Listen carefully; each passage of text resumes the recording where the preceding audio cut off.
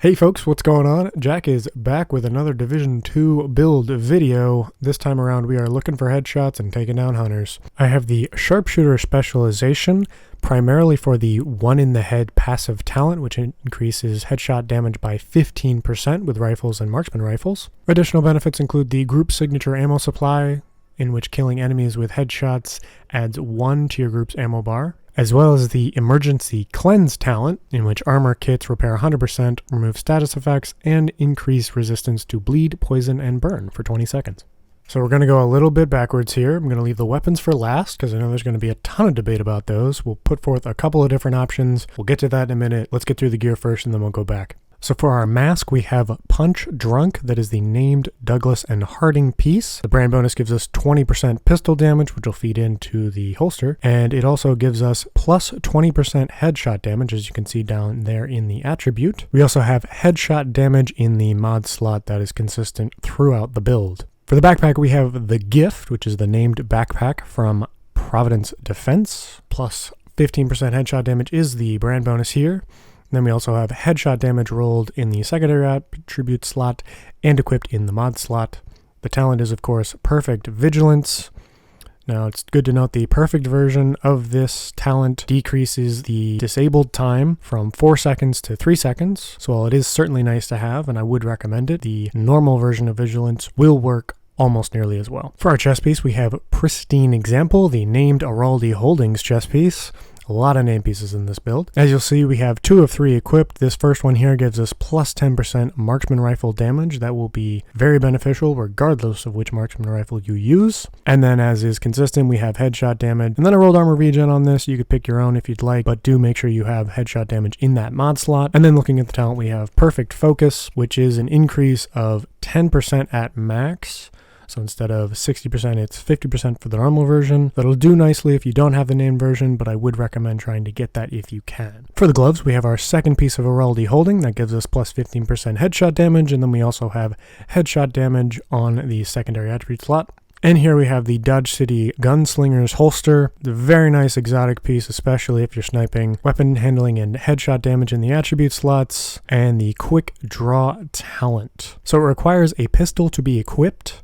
But so long as you have that, this stacks while you're not using your sidearm up to a maximum of 100, which will give you a bonus of 1000% damage on your first shot after drawing your sidearm. So for this build in particular, you'll see I have a D50 up there equipped. I do recommend that as it is the highest non-exotic pistol, I believe, that you can get in the game. And it is very beneficial when you're multiplying that damage by 1000 for your first shot. For our knee pads, we have Fox's Prayer. The brand bonus of plus 10% rifle damage is honestly underutilized, but doesn't hurt to have if you have a rifle in your secondary slot there.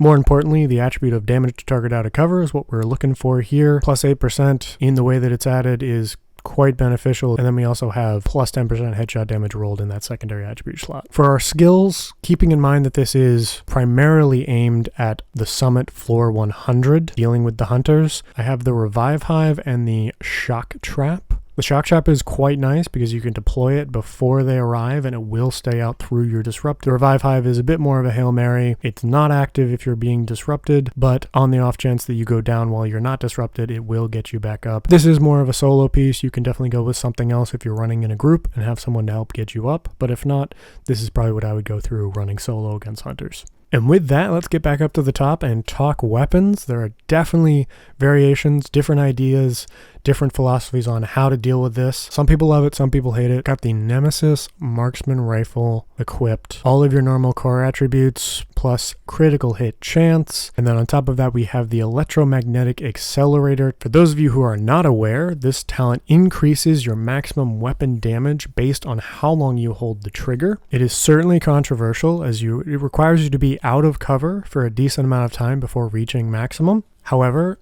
it is, as far as I'm aware, the highest relative maximum you can achieve for long-range headshot damage. And for that reason, I do run with it for my own personal build. As a secondary weapon, I have the Baker's Dozen equipped. Quite honestly, any classic M1A is going to achieve the same goal of just being a heavy-hitting rifle. This is certainly more of a preferential pick. Feel free to go with whatever you feel for a secondary weapon. For the sidearm, we have the D50. As I mentioned briefly, I would recommend a D50 as the total damage is the highest you can achieve on a non-exotic pistol.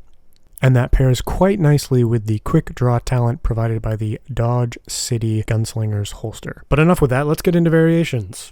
And let's discuss in the comments. I truly have conflicted opinions. I'd love to hear from you guys, so let me know what you think. So the main alternative, and I've heard some good arguments for it, as opposed to going with the Nemesis, would be to go with the White Death. And specifically, you can see in the secondary weapon slot, it's not just the White Death, it's the White Death paired with the Scorpio. So the two major drawbacks to the Nemesis are, one, time to fire. It obviously takes a long time to fully charge the electromagnetic accelerator talent, and that is a drawback. You have to have your head out of cover for longer, you're more vulnerable. Two is, ironically, the fact that the Nemesis is an exotic, and therefore you can equip both the Nemesis and the Scorpio. So the pairings here are either Nemesis with a non-exotic secondary, or the White Death and the Scorpio. The drawback here is that your overall damage will be lower. The pros are time to fire can be quicker, and you get the Scorpio, which is a fantastic gun. You get the septic shock talent, which really can't be overstated how powerful this is against rushing hunters.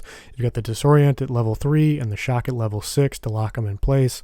Normally that's more than enough, especially when you pair it with the D50 and the holster, to take down a hunter that rushes into the room with you. So honestly, I can see it either way. I obviously presented the Nemesis first, but I did want to show you the White Death combination with the Scorpio, as both work phenomenally well with this build. And along with the White Death combo, I did want to plug one more thing. If you do go with the White Death, obviously you're not relying on the electromagnetic to charge, so you also could get rid of the perfect focus talent in favor of the Sacrifice Providence Defense named chest piece, which will give you the perfect glass cannon. Obviously, you're going to feel a lot more fragile if you get hit, but as long as you don't, you get 30% bonus damage, and you can see what that looks like in the preceding clip. So with that all said, please try this one out for yourself. Let me know what you think. Let me know what variation you prefer most. Discuss it in the comments. Love to hear more from everyone, and thank you for watching this video. If you like it and you want to see more, please like and subscribe. That really helps us out on the channel, and I'll see you in the next one.